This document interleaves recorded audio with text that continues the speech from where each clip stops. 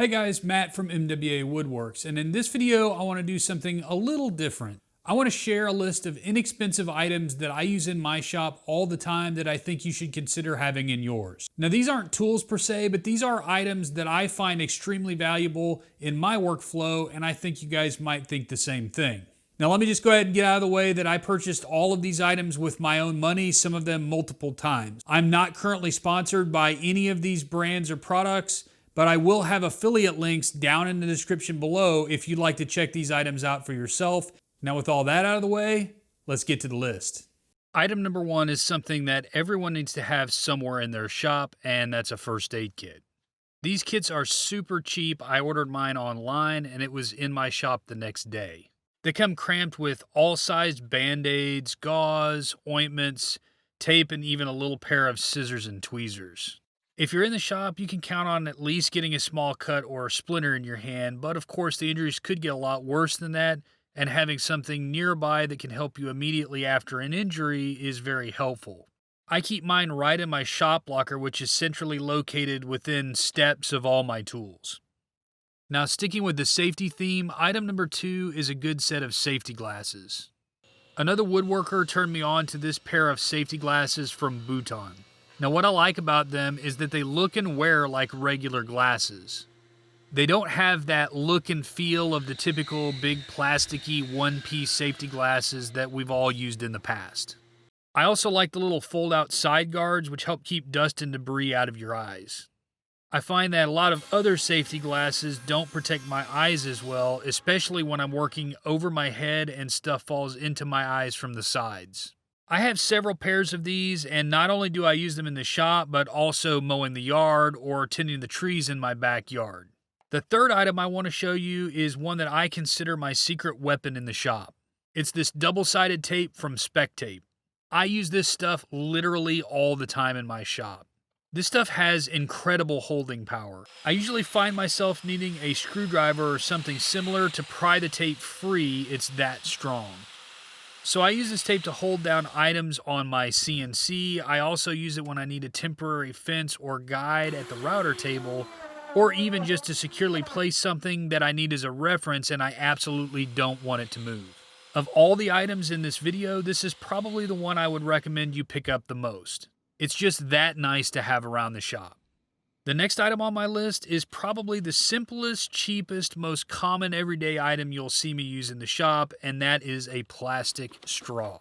Now, they pretty much only have one purpose in my shop, but they are so good at that one job that I insist on having a box of them in my supply cabinet. These small plastic straws are perfect for cleaning glue squeeze out of the corners of your workpieces. Sometimes I'll even clip the straw at an angle like this to make a little point for really fine work. And the glue will just travel up into the straw as you use it, so you can just use the straw multiple times before you need to throw it away. Now, everyone has probably seen the Glue Bot. I have purchased a couple of them in the past. They work really well and come in multiple sizes, but I also just love using the old picnic condiment bottles. The ones I got were super cheap. I got this pack of 6 for like $8 online. Now, while I don't need 6, having 3 or 4 around with different types of glue in them is actually really handy. For instance, this bottle I have regular wood glue, and this other one I put my water-resistant Titebond 3 in. It's always nice when you can just reach over and grab the right type of glue for the job, and it's all ready to go. Now, I also find that you can get a really fine bead of glue with these because the tips are so small, which is nice for smaller glue-ups where you only want to get the glue right where you need it. Item number 6 is this set of markers from RevMark. These are by far the best permanent markers I've ever used in my shop. They have a tougher, more wear-resistant tip that works really well on rough surfaces like roughs on lumber, but the tip is fine enough for accurate marking. Another cool feature is that the cap has a clip built into it, so you can clip these on your clothes or your work apron or your belt, which is really nice. But maybe the best thing about these markers is that you can leave the cap off for up to 72 hours without it drying out and not working. This set comes with black, blue, red, and the key one in my opinion is the white marker. This one is perfect when you're working with something like walnut and you need easily visible lines. Alright guys, next on the list may be the oddest item you'll see in my shop, and that's a crock pot. I use this great old vintage 1970s model that I inherited, but a brand new 5 or 6 quart crock pot will set you back about 40 bucks online. I make all my cutting board butter in this thing. It's a really safe way to melt the oil and wax together in the shop without having an open flame in a shop full of wood and dust.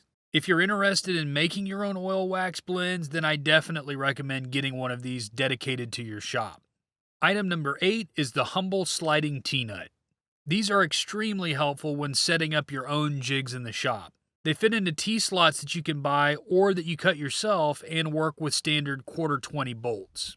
If you saw my video on making the coping sled, these little guys were key in assembling all my parts to make that work. There's really not much else to say other than I make sure to have a pack or two of these on hand at all times in case I need to whip together a jig quickly and securely. Alright, item number 9 was something I hadn't even known was a thing until I was introduced to it a couple years ago, and that's tinted, in this case black, CA glue. If you're not familiar with the term CA glue, you probably know it by its common name, super glue.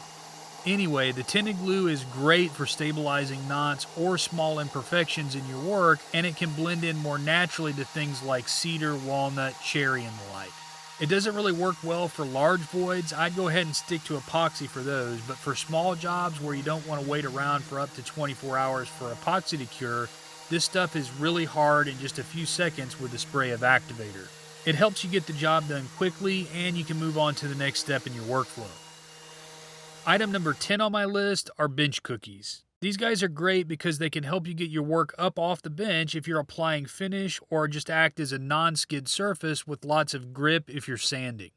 They generally come in a pack of 4 and are easy to store away when you're not using them. Bench cookies are nice to use over something like painter's pyramids because they won't leave little dents or dimples in your work surface. Alright guys, it's bonus item time. The last item I want to show you is my new favorite tool in the shop, and it's this folding blade from Havalon Forge. In my opinion, this is the perfect knife for the shop. It's small and lightweight, but has a nice grip, and it isn't bulky when you store it in your work apron. It works with these little replaceable blades that are stainless steel and very thin, almost like surgical blades. This makes it perfect as a marking knife as well as just a general purpose utility blade in the shop.